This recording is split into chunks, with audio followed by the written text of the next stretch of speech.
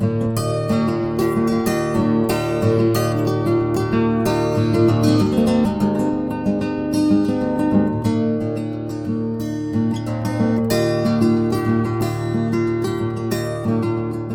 guys, we're back out here on the land today.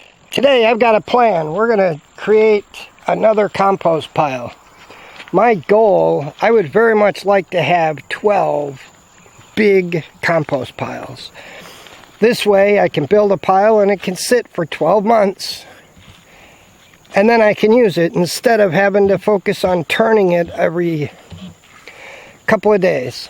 If I had 12 piles, I'd have one pile that I could put to use every month. We're going to go over to the source where I've got the chicken manure. We're going to fill the truck with chicken manure. Then we're going to go down to the beach and fill the truck with seaweed. We're going to do both of that the same day. Last time I got the seaweed and then I got the chicken manure and my truck stank for a week. So today we're going to get the chicken manure, then we're going to get the seaweed. And I'm really hoping that the seaweed being in the truck after the chicken manure will get rid of the smell. I need to get some bananas. And the guy I need to get bananas from is on the way. It's kind of close to where the beach is. So I'm going to stop there and talk to him hopefully as well. Now this compost pile has been going for a few weeks. I say a few weeks, probably been more than a month now. We turned it a few times. At the beginning it was really not enough carbon, too much nitrogen, too much chicken manure. The next batch is going to have a higher concentration of carbon. We're going to try and get as much carbon as possible.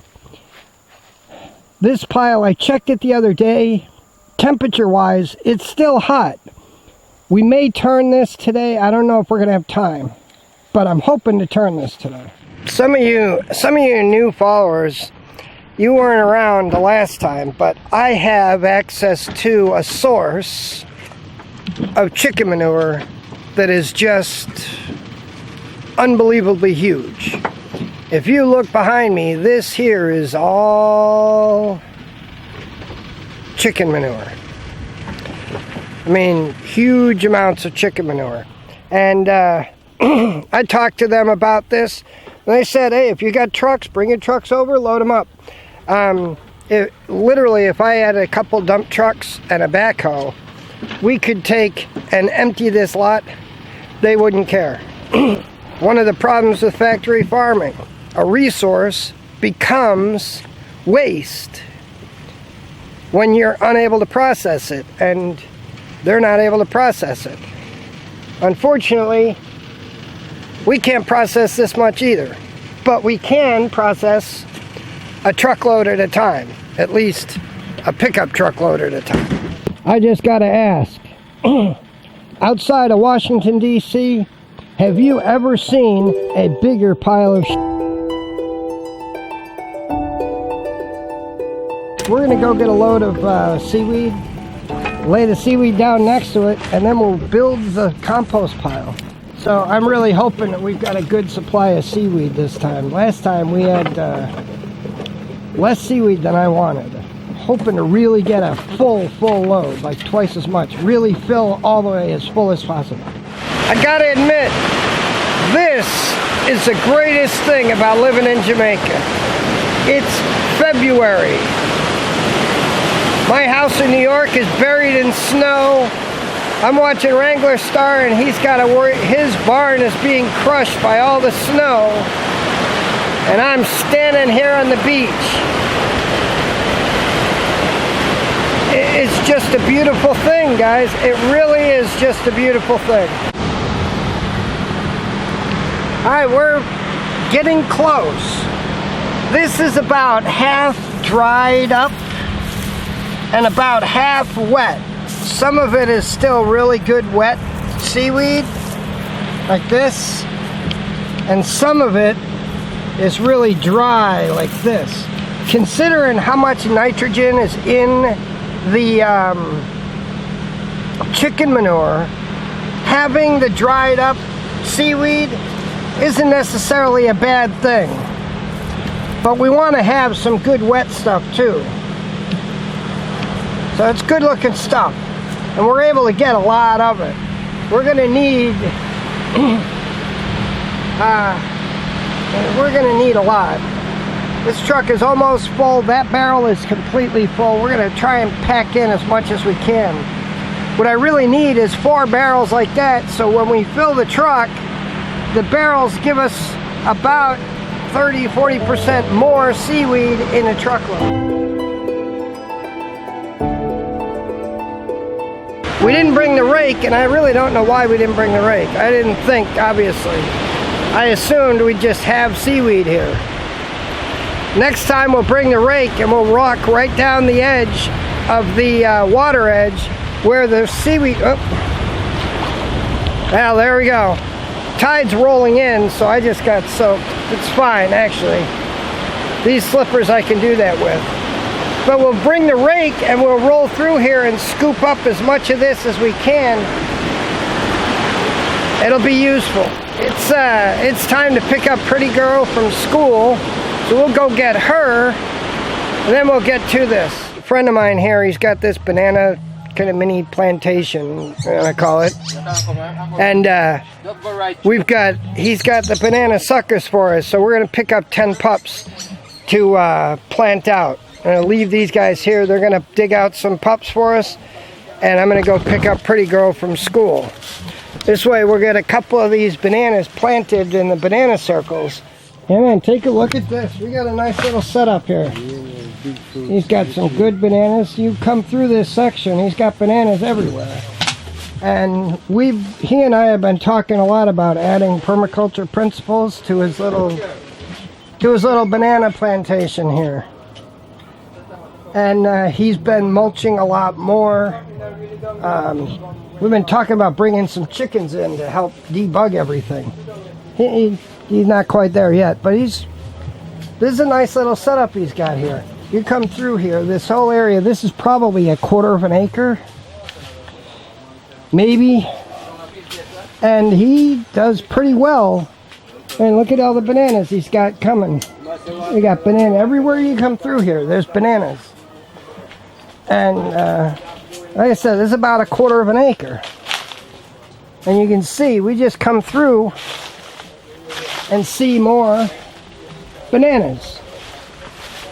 So even in a place like this, this is the driest section of Jamaica. They get almost no rain here compared to everywhere else. And here he is with this flourishing banana plantation on 1/4 of an acre, maybe. I don't even think it's 1/4 of an acre here. The green bananas are on it. Yes, those are green bananas on it. All right, guys, we are back on the land. It is mid-afternoon. The guys are sitting down to eat lunch. They're a little late with lunch, which is fine. We have a load of seaweed in the truck, and we've got a dozen banana pups to get planted. We're going to plant out 2 of the banana circles in the first branch, and then we're going to plant 2 more bananas in the original banana circle to get them growing too. If you've been with us over the summer, you'll remember that I put in this branch. What this is it's connected to the swale. The main swale is right here. This is a waterway that goes down 60 feet. At 30 feet, we've got 2 branches. At 45 feet, 2 more, and then at 60, it splits off again. The goal is to have a banana circle at each point down this system. We're going to have 6 banana circles here, or maybe 4 banana circles and 2 papaya circles. I haven't completely decided, but we filled this branch with organic matter. Wood, leaves, branches, grass cuttings, you name it, this whole section has been filled with it. So when these bananas grow, the root systems will dig in and feed on the compost in the center of this circle. This is also going to be well irrigated because it's connected to the swale. So every time there's water in the swale, this fills with water. All the organic matter inside keeps the moisture strong. So it's about time we get the bananas planted. This right here is why we do what we're doing. This morning we picked up chicken manure, then we went to the beach and picked up seaweed, all because we want to make compost. A year ago I made a compost pile very similar. Seaweed, chicken manure, wood chips. This is what it is after a year. Beautiful. It's just exactly what we want. And we're going to use this to feed these bananas. Give all these bananas a good dose of compost now that they're planted.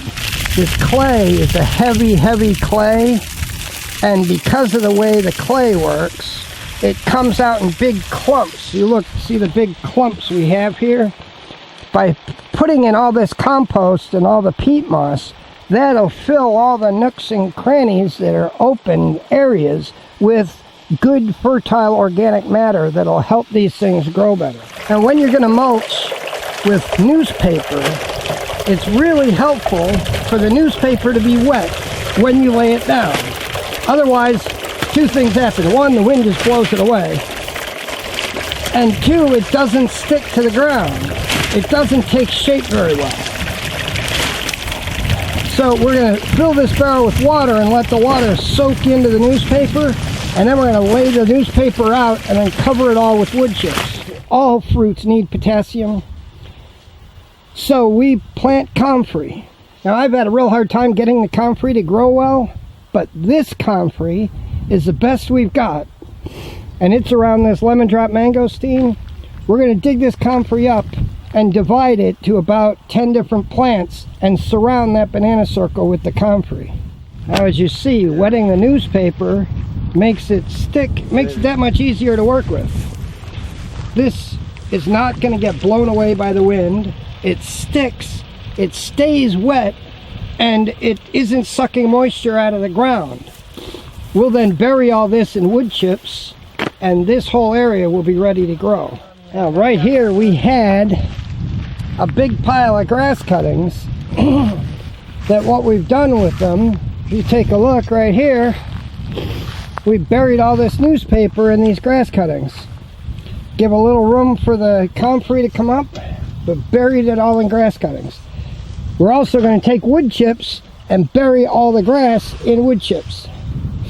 Give it a good thick layer of wood chips on top of the grass cuttings. This area is fully cut, well, not completely. We got one of the bananas that isn't mulched, but it's getting late.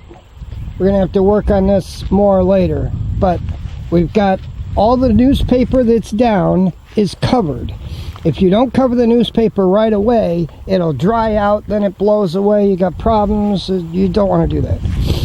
You put the newspaper down wet, then you cover that wet newspaper. What we did, covered it in grass clippings, and then we took the grass clippings and buried them in wood chips. So we've got a nice thick layer of wood chips right over the grass, and right over the newspaper should keep the weeds down. We've got comfrey planted, we've got bananas in the ground. So we have 2 banana circles planted, although only one of them is mulched. This is the second banana circle we planted today. We've got 5 bananas here. Unfortunately, this one we ran out of time. We haven't mulched it, but it's at least planted. All right, guys, that's it for our day. We actually got quite a bit done. We picked up a load of chicken manure, picked up a load of seaweed. We got the bananas to put in the banana circle, and we got 10 bananas planted. So we got 2 of the banana circles planted. Now we still have 4 to go, but you got to start somewhere.